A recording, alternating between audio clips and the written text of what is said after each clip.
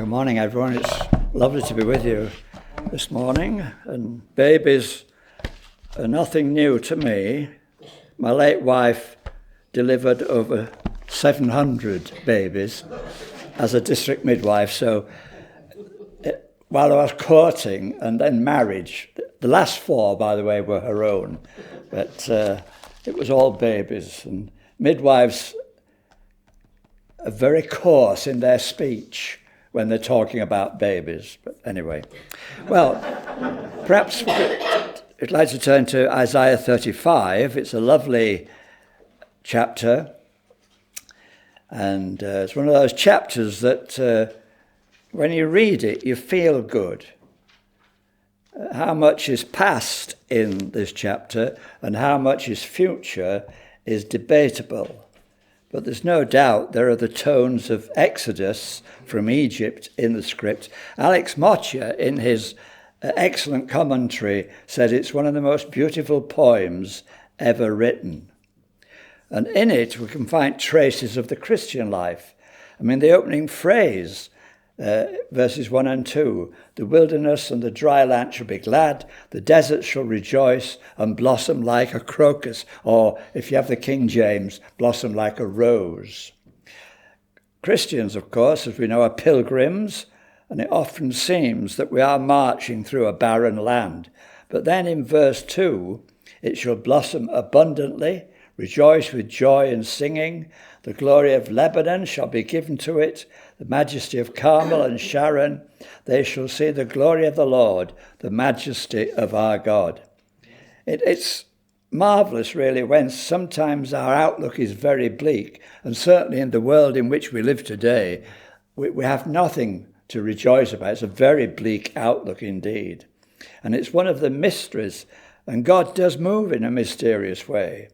But there's one thing certain for us as Christian believers, that all the promises of God are sure and they are certain and they will definitely come to pass. The traveller in verse 10b is unnamed, but we see who they are. They're the redeemed of the Lord. And when Paul was writing to the Roman church in chapter 8, verse 19, for the creation waits with eager and longing for the revealing of the sons of God. One day the curse will be removed and everything will be restored. In fact, heaven above will indeed be soft and blue. But you see, our God is in the transformation business. It's not so much our practical environment, but it's our spirits, as Wesley wrote, changed from glory into glory. And back to Romans 8, verse 22, for we know that the whole creation has been groaning together in the pains of childbirth until now. Not only us, but the creation is waiting to be liberated. We can't understand that, we can't grasp that, but that's what the scripture says. In verse 8, and a highway shall be there, and it shall be called the way of holiness. This chapter does give a beautiful picture of holiness. The highway is literally a raised causeway above the ground. And it's clear that the unclean can't travel around. The unclean will not journey on it, the scripture says. It's one thing that the Bible makes very clear. The Lord never lowers his standard to match our weaknesses. We have come up to his standard and not he down to ours. He raises people up, like to walk on this causeway spiritually. And when this will happen, Isaiah, of course, doesn't say. But one thing we do know from verse 9, the redeemed shall walk there.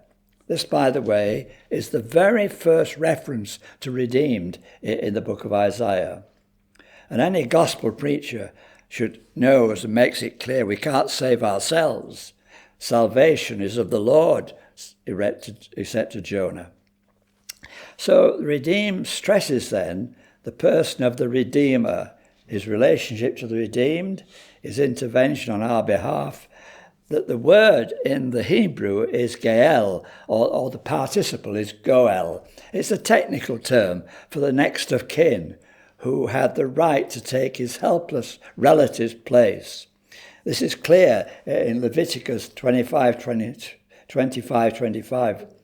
If your brother becomes poor and sells part of his property, then his nearest redeemer shall come and redeem what his brother has sold. What is so precious is that the right of the redeemer was the right that nobody else had. And of course, the most well-known redeemer in the Old Testament is Boaz in the book of Ruth. But a greater than Boaz is here this morning. We're to worship our Lord Jesus, our true Redeemer. Only the Lord can redeem his people and identify with us. In 1 Peter, verses 18 and 19, knowing that you were redeemed from these futile ways, inherited from your forefathers, not with perishable things such as silver and gold, but with the precious blood of Christ, like that of a lamb without blemish or spot. So the end, as we see, sorrow and sighing shall flee away. This is what we've got to look forward to. Alex Mott here again says, sorrow and sighing are the negative counterparts of gladness and joy. Their exit leaves joy in our sole position and of the city and the happy band of pilgrims. And right at the end, gladness and joy will overtake us. Well, let's rejoice this morning. Rejoice in the finished work of our Lord Jesus, and that we are counted by faith among the redeemed. Amen.